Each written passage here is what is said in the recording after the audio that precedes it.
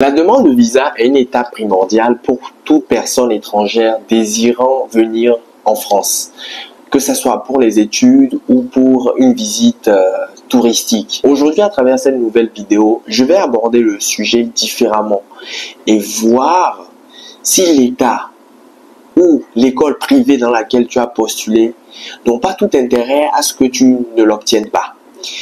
Est-ce que cette thématique t'intéresse? Si oui, c'est juste après le jingle.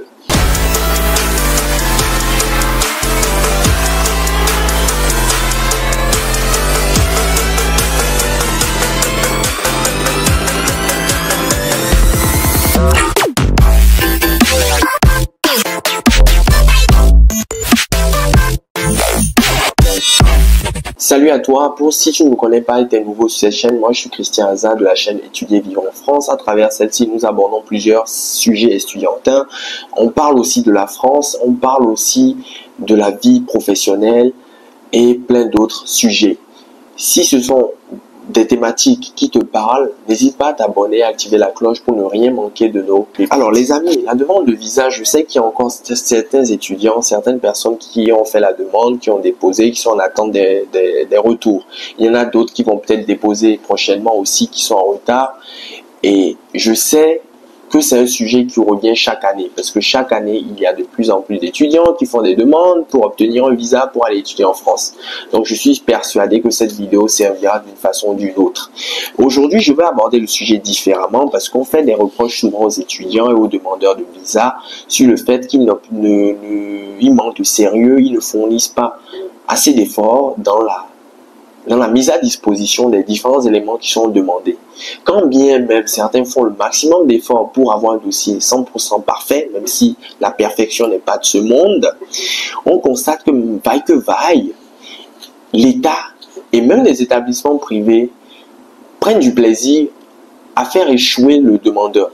L'objectif de cette vidéo n'est pas de créer une psychose, mais au fil du temps, je me rends compte qu'il faudrait peut-être aussi étudier sous cet angle l'avantage ou les avantages que pourrait tirer l'État ou un établissement privé au fait que tu n'obtiennes pas ton visa. Paiement des frais de visa. Le paiement des frais de visa est un business juteux pour le gouvernement. En effet, cela permet effectivement de payer les services consulaires, de couvrir aussi les charges du consulat, etc.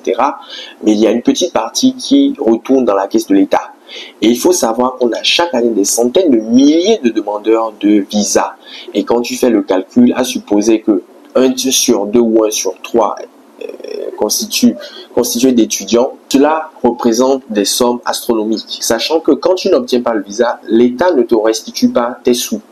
Donc, que tu obtiennes, que tu n'obtiennes pas ton visa, l'État est toujours gagnant. 2. En cas de le recours 10-12 mois. En cas de refus de visa, comme nous sommes dans un pays de droits de l'homme, tu as la possibilité de faire un recours auprès du service de Nantes, qui est un service étatique. Il faut savoir que l'étude de ton dossier peut prendre plusieurs mois et couvrir 12 mois. 12 mois durant lesquels tu es censé être en France et suivre ta formation. Tu peux effectivement faire une demande express au tribunal en question, mais il faudra nécessairement justifier de l'urgence de ta requête. Et ça, tout le monde ne le sait pas. Quel est l'intérêt de mettre à la disposition un recours si c'est pour que cela prenne une année entière? Sachant qu'au bout de 12 mois, l'étudiant aura perdu sa formation, l'étudiant devra reprendre Campus France, l'étudiant devra reprendre les formalités pour obtenir une nouvelle inscription. Donc, quel est l'intérêt de donner l'opportunité de faire un recours si c'est pour que cela dure dans le temps?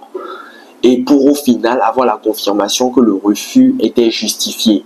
Il ne faut pas oublier, cher ami, que le consulat et le service qui est à Nantes sont deux structures de l'État. Ils ont tout intérêt à harmoniser leurs propos et à aller dans le même sens. Mais attention, je ne dis pas que en faisant systématiquement le recours auprès du service, que tu ne pourras pas obtenir gain de cause. Cela peut arriver, mais cela arrive dans très très peu de cas. 3. Refus de visa pour détournement de l'objet. Cela est un motif qui me fait un peu sourire parce qu'il n'est pas assez précis et aussi il va dans le même sens que les autres motifs que le consulat pourrait te donner. Le refus de visa pour détournement de l'objet se base, entre autres, sur ton âge, à croire qu'il y a à partir d'un certain âge, on n'a plus le droit d'étudier. et se base aussi sur le changement de formation. Si par exemple, durant le processus Campus France, tu décides de changer de formation, malheureusement, cela sera comptabilisé, cela sera pris, on va dire, comme un détournement du visa étudiant, comme un détournement du visa étudiant. En gros, l'État estime que tu te caches sous la couverture de visa étudiant à des fins autres que les études. Et ça, il faut le savoir. Et ça, il faut le connaître. Et malheureusement, cela se base, on va dire, sur une certaine subjectivité, parce que cela se base sur le ressenti, on va dire, de l'agent qui étudie ton dossier. Qui n'a pas le droit de changer de formation? Qui n'a pas le droit de faire des erreurs durant son cursus universitaire? Qui n'a pas le droit d'étudier à plus de 32 ans? Bref, je trouve que ce sont des critères qui sont assez flous, on va dire, qui sont assez flous. Et forcément, et malheureusement, je vais dire pas forcément, malheureusement, il y a beaucoup d'étudiants qui obtiennent ce refus et qui ne savent pas quoi faire et qui sont impuissants. 4. Dans l'obtention de ton inscription pour faire la demande de visa, parce que c'est un élément indispensable, certains établissements privés profitent pour exiger le versement d'un acompte. L'acompte concerne les frais de scolarité, sachant que tu avais déjà probablement versé les frais de préinscription. Et il y a malheureusement certains escrocs, certains établissements qui ne remboursent pas en cas de refus de visa. Avant de verser quoi que ce soit, il faut nécessairement que tu relises les clauses, il faut nécessairement demander une trace écrite et ne pas croire et ne pas se fier aux belles paroles d'un membre de l'établissement. Parce que pour la plupart, ce sont des commerciaux, ils ont des objectifs à atteindre. Assure-toi de cela avant un quelconque versement. 5. Paiement de loyer.